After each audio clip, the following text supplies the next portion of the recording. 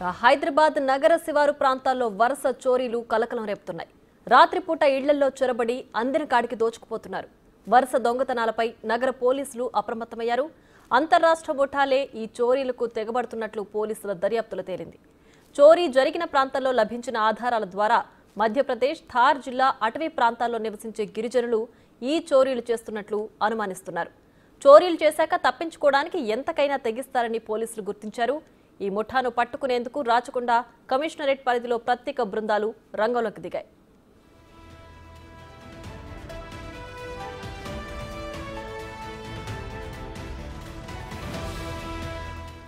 శివారు ప్రాంతాల్లోని విల్లాలు లక్ష్యంగా చేసుకుని వీరు చోరీలకు పాల్పడుతున్నారు. ముఠాలుగా ఏర్పడి మధ్యప్రదేశ్ నుంచి రైళ్లలో కుటుంబ సభ్యులతో వస్తున్నారు. శివారు ప్రాంతాల్లో గుడిసెలు వేసుకుని నివసిస్తున్నారు. చిన్నపిల్లలు, మహిళలు భిక్షాటనతో పాటు చిన్నపాటి వస్తువులు అమ్ముతూ తిరుగుతారు. మగవారు సిమెంటు పరిశ్రమల గోదాంలలో రోజువారీ కూలీలుగా పనిచేస్తున్నారు. వీరు ముఖ్యంగా శని, ఆదివారాల్లో చోరీలకు పాల్పడతారు. ముందుగా తాళం వేసిన ఇళ్లపై పగలు రెక్కిచేసి రాత్రి దొంగతనాలకు పాల్పడతారు. ఇళ్లలోకి ప్రవేశించే ముందు బయట తలుపులు మూసివేస్తారు. చోరీ చేసేటప్పుడు ఎవరైనా ఎదురు తిరిగితే చంపేందుకు కూడా వెనకాడరని పోలీసులు చెబుతున్నారు. చోరీ చేసిన సొత్తును సొంతూర్లకు పంపుతున్నట్లు పోలీసుల విచారణలో గుర్తించారు.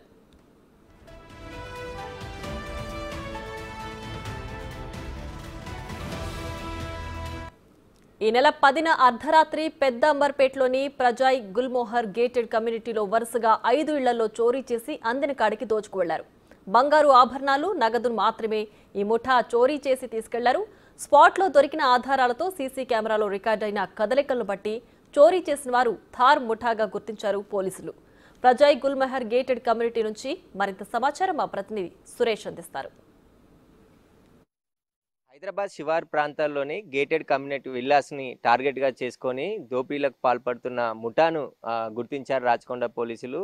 హైత్ నగర్ పోలీస్ స్టేషన్ లిమిట్స్లోని గుల్మోహర్లో కూడా 5 విల్లాలలో చోరీ చేసి ఇక్కడ నుంచి పారిపోవడం జరిగింది. వాటికి సంబంధించిన సీసీ ఫుటేజ్ ఆధారంగా పోలీసులు కేసు నమోదు చేసి దర్యాప్తు చేశారు. ప్రజెంట్ నేను ఈ విల్లాలోనే ఉన్నాను. కొంతమంది ఈ విల్లాలకు సంబంధించిన ఓనర్స్ ఉన్నారు, వారితో మాట్లాడి తెలుసుకుందాం. సరే, ఎప్పుడు జరిగిన చోరీ, అసలు ఎన్ని ఇళ్లలో జరిగింది? సార్ 9న జరిగింది. సండే రోజు 9th జరిగింది. మాది 17 acres గేటెడ్ కమ్యూనిటీ. చుట్టూ పకడ్బందీగా కాంపౌండ్ వాల్ ఉన్నది.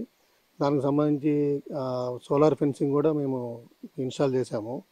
సో వాళ్ళు చాకచక్యంగా లోపలికి అయితే సోలార్ ఫెన్సింగ్ కట్ చేసేసుకొని లోపలికి దొరబడ్డారు.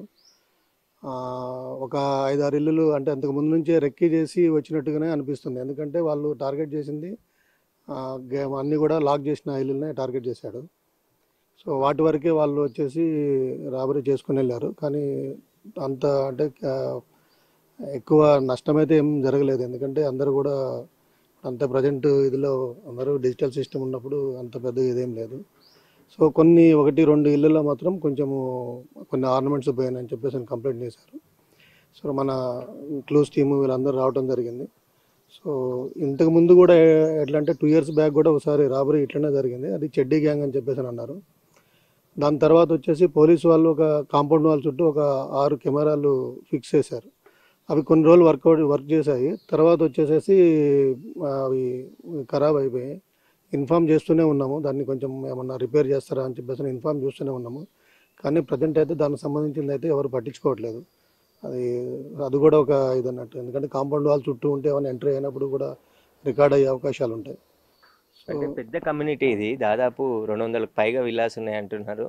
అందులో ఇక్కడ అంత ఫెన్సింగ్ కట్ చేసి ఈ గ్యాంగ్ గురించి మీరు తెలుసుకున్నారా? మీరు చోరీ చేసిన తర్వాత ఇది ఒక తార్ గ్యాంగ్ అని చెప్పేసి ఆ ముఠా ఇళ్లలో చోరీ చేస్తుందని క్లూస్ టీము వాళ్ళు పోలీసు వాళ్ళు వచ్చినప్పుడు తారు గ్యాంగ్ అని అన్నట్టుగానే అన్నారు.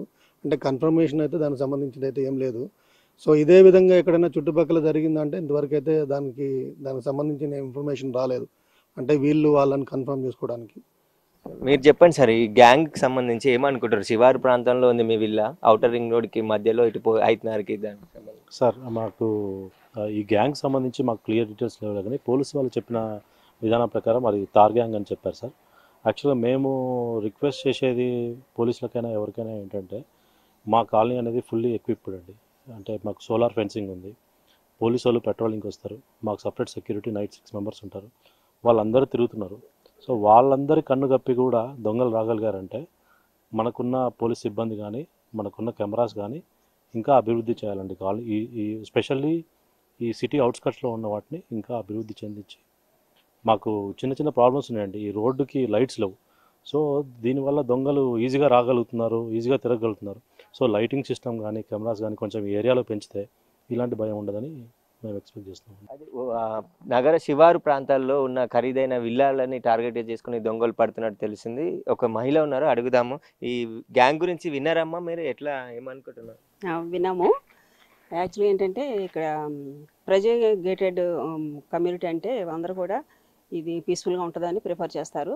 మరి మేము కూడా అంతా సర్వీస్ అంతా కూడా అవుట్ ఆఫ్ స్టేట్ అయినా కూడా ఇక్కడికి వచ్చి ఉన్నాం. ఎందుకంటే సెక్యూరిటీ వైజ్ బాగుంటుంది, పీస్ఫుల్గా ఉంటుంది ఇండిపెండెంట్ హౌస్ అని వచ్చి ఇక్కడ మేము ఉండడం జరిగింది. అయితే మా అసోసియేషన్ వాళ్ళు కానీ సెక్యూరిటీ కానీ బాగానే వర్క్ చేస్తున్నారు. మాకు వచ్చినామంటే లాస్ట్ ఇయర్ కరెక్ట్గా 2 years బ్యాక్ మేముంటున్న హౌస్లో చోరీ జరిగింది. భారీ మొత్తంలో మేము లాస్ అయ్యాం. ఇప్పటికొచ్చి పోలీసులు రికవరీ చేయలేకపోయారు.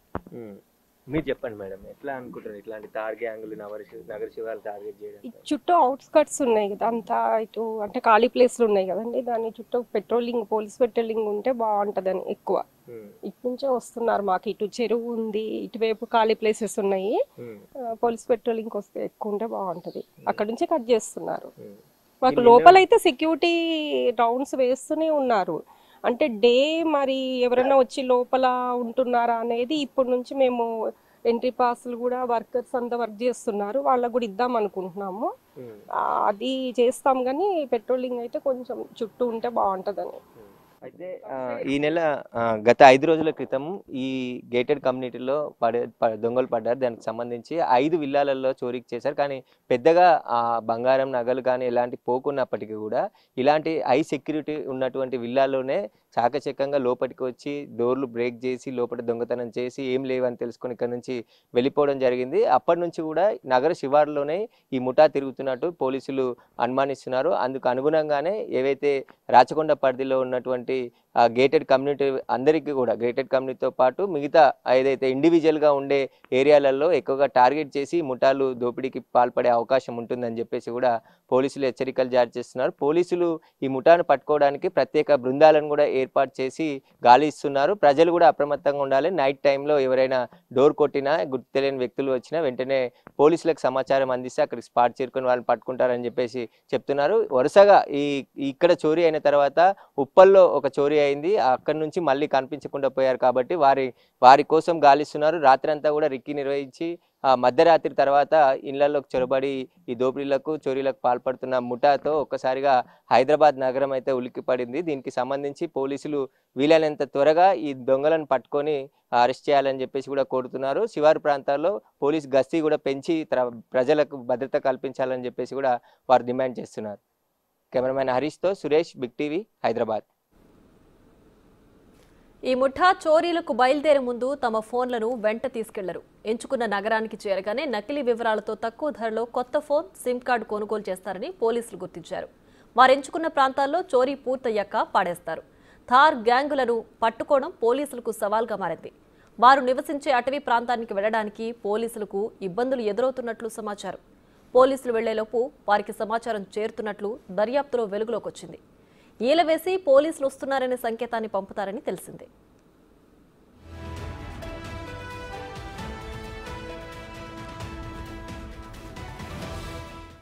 రాచకొండ కమిషనరేట్ పరిధిలో థార్ ముఠాను పట్టుకోవడం కోసం ప్రత్యేక బృందాలను రంగంలోకి దింపారు.